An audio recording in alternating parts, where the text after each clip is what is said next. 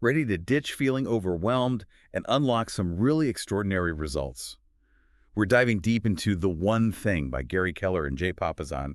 It's a book that promises to help you do just that. Yeah, and it really jumps right in, challenging a lot of those, common assumptions about success, debunking those almost universal truths that, honestly, can really hold us back. So let's unpack that. One of the first things they go after is that idea that everything matters equally. We've all been there, right? Yeah. Staring down a to-do list a mile long, feeling like every single item carries the same weight. And that's where the Pareto principle comes in, right? The 80-20 rule. And it's kind of amazing how often this principle pops up. Basically, it says 80% of your results come from just 20% of your effort. So imagine, what kind of impact could you have if you zeroed in on that 20%? It's like finding that pressure point, that lever that really, really makes a difference. And Keller actually takes this even further, suggesting we find the vital few within those vital few, really zeroing in on those actions that truly matter. It's all about that laser focus, right? Ruthlessly prioritizing. And that kind of goes hand in hand with another myth the book tackles, this idea that multitasking is, some kind of superpower. Yeah, like we're all these superhuman, eight-armed ninjas that can juggle a million things at once. If only. Our brains just aren't wired for it, though. Mhm. Studies actually show that multitasking makes us less efficient, less accurate, and way more stressed. Like trying to write a novel while doing a math problem while having a conversation. Something's got to give. It makes me think about that classic marshmallow experiment, where they put the marshmallow in front of the kid, tell them they can have two if they wait. And the kids who resist that temptation actually ended up having way better self-control, greater success later in life. So it just shows how important it is to build up that willpower muscle early on. Absolutely. And it's a great illustration of how willpower really works, right? Yeah. It's not this infinite thing that we can tap into whenever we want. It's more like a muscle. It gets tired with use. We wouldn't expect to run a marathon with no training. You can't expect to make a ton of decisions, tackle the hard stuff when your willpower is already depleted. Which brings us to another myth they debunk, this idea that willpower alone is going to get things done. Yeah. Keller and Papasan argue that it's less about having more discipline and more about directing the discipline that you already have in a smarter way. Yeah, it's about recognizing that we're way more effective when we work with our natural energy, not against it. So instead of waiting till the end of the day when your willpower is shot, tackle your one thing, that most important task, first thing in the morning, when you're fresh, when you've got those reserves. Makes sense, right? Being strategic about your energy. Yeah. And speaking of things that drain willpower, let's talk about balance. Yes, that ever-elusive balanced life. Sounds idyllic in theory, but always striving for balance in everything, it can actually keep us from really excelling in any one area. It's like the book says, it uses this analogy of the middle versus the extremes. It argues that the magic really happens in both your personal and professional life when you're willing to embrace those times where things are out of balance. Really go all in on whatever matters most at that moment. Exactly. And that doesn't mean that we're neglecting other aspects of our lives. It just means we're counterbalancing. Recognizing there are times when work needs more focus and energy, other times when your personal life takes precedence. It's like that saying, work hard, play hard.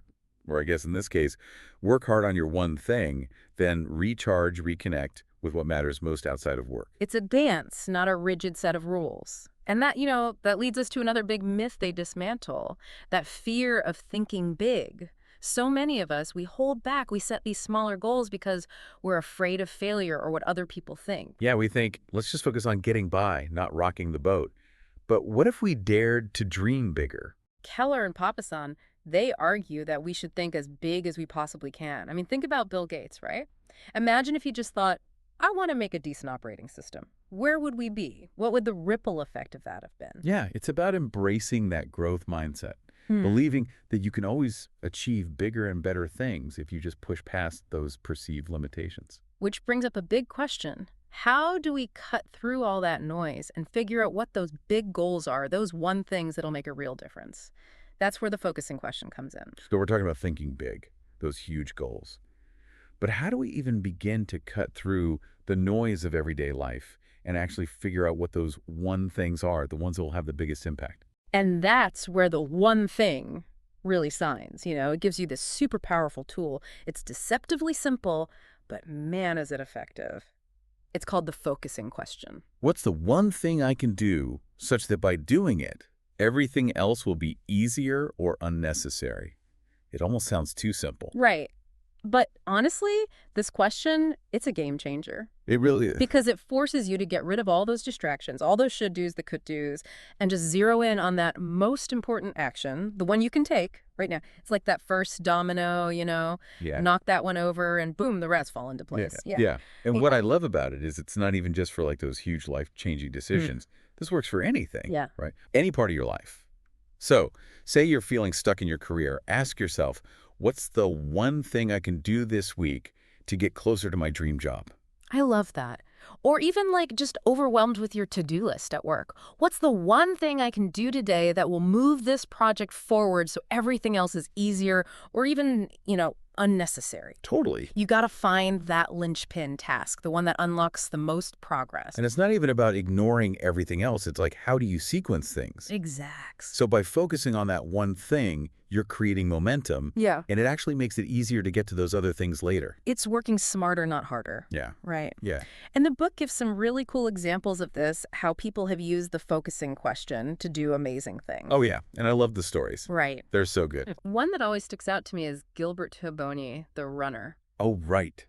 His passion for running is literally what saved his life. That horrific massacre in Burundi. And then he went on to be a successful coach, founded a charity. It all started with that one thing he was passionate about, Powerful. It's like this perfect illustration of how purpose, priority, productivity, they're all connected. When you find your purpose, it makes your priorities clear. Yeah. And when you know what your priorities are, bam, the productivity just flows. And it all starts by asking the right questions. 100%. And that takes us to another important piece of the puzzle, finding great answers. So once you know what your one thing is, you got to figure out the best way to actually make it happen. And that's where it gets really interesting. Because it's not just like brainstorming any solution. Right. You have to go deeper, right? Research, challenge your assumptions about what's even possible. Yeah, it reminds me of the difference the book talks about between the E approach entrepreneurial and the P approach purposeful. Oh, yeah. Tell me more about that. So the E is all about that go-getter energy. Like you see a problem, you jump in, you want to solve it. Love it. Right. But the P approach, that's where you take a beat, you pause, you reflect, you come up with a strategy before you just dive in. So you're leveraging knowledge, you're using systems to find the most effective path forward. So it's about working smarter, not just harder. Exactly. And that often means finding mentors or learning from people who've already done what you're trying to do. Always pushing yourself to learn and grow. That's that path of mastery they talk about. We can all do extraordinary things, but you got to be willing to keep learning, to keep improving. It's like leveling up in a video game. Yeah. You're always getting better, finding new challenges, Kind of that analogy. pushing past your comfort zone, right? Yeah. To reach that next level. Exactly. And then that brings us to another super important thing, accountability. It's not enough to just set goals and have those great answers. We have to hold ourselves accountable for taking action, for achieving them. And they have a really interesting point about accountability in the book, writing down your goals. Did you know that studies actually show that people who write down their goals are way more likely to achieve them? I did. There's something about externalizing them that makes them more real. And if you take it even a step further and you tell a friend, an accountability partner, your chances go up even more. It's like you're making a commitment, not just to yourself, but to someone else, and that is seriously motivating. But accountability isn't just about, having that external support. It's also about being aware of the things inside us that can sabotage our progress. And that leads us to those sneaky saboteurs, the four thieves of productivity. So we've been talking about these four thieves of productivity, right? Those sneaky little things that can totally derail even the best laid plans.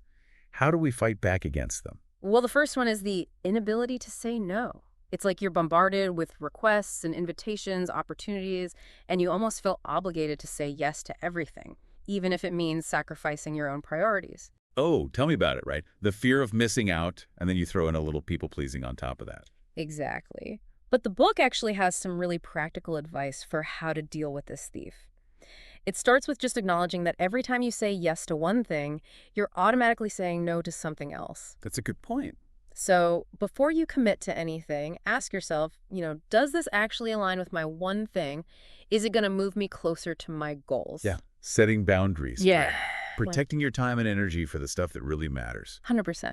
And it's not about being selfish, it's strategic. For sure.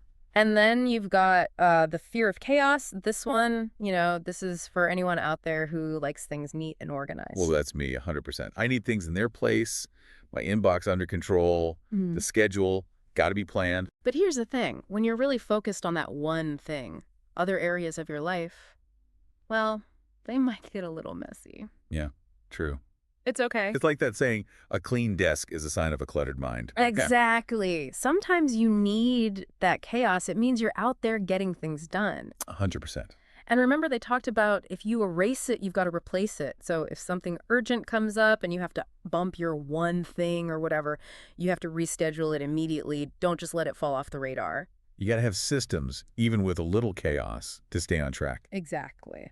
Okay, so the next thief, this is one I think a lot of us are guilty of, especially when we're trying to do big things. Poor health habits. Oh, yeah. It's easy to think I can skimp on sleep or food or exercise if I'm being super productive. You think, I'll catch up on sleep later, or I'll start eating better tomorrow. Right.